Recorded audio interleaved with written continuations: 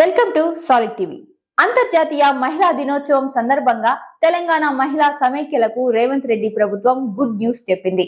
మహిళా సంఘాలను స్వయం ఉపాధిలో భాగంగా ఆర్టీసీ అద్దె బస్సులు కేటాయించాలని రాష్ట్ర ప్రభుత్వం నిర్ణయించింది. మార్చి 8వ తేదీ అంతర్జాతీయ మహిళా దినోత్సవం పురస్కరించుకుని మంగళవారం అందుకు సంబంధించిన జీవోను రేవంత్ సర్కార్ జారీ చేసింది. తొలి విడతలో 150 మహిళా సమైక్యలకు 150 ఆర్టీసీ బస్సులు కేటాయించనున్నారు. ప్రతి నెల ఒక్కో బస్సుకు అద్దె కింద 77,220 రూపాయలు చెల్లించనుంది. ఇక బస్సుల కొనుగోలు కోసం మహిళా సంఘాలకు బ్యాంకు గ్యారంటీ సైతం ప్రభుత్వం ఇవ్వనుంది. దీంతో దేశంలోనే తొలిసారిగా మహిళా సంఘాల ద్వారా ఆర్టీసీ బస్సులను నడపనున్నాయి.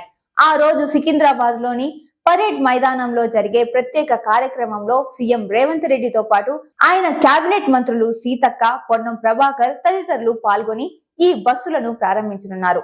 ఆ తరువాత మిగిలిన మండల సంఖ్యలకు 450 ఆర్టీసీ అద్దె బస్సులను కేటాయించనున్నారు.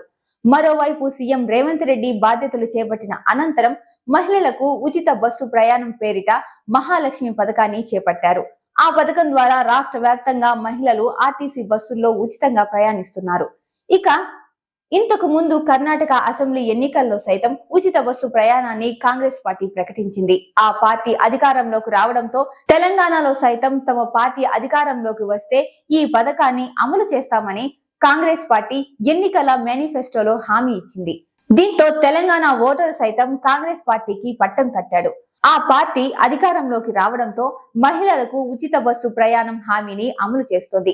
దీంతో మహిళా సంఘాలకు స్వయం ఉపాధిలో భాగంగా ఆర్టీసీ అద్దె బస్సులు కేటాయించడం తెలంగాణ మహిళలకు శుభవార్తగా పరిగణించాలి.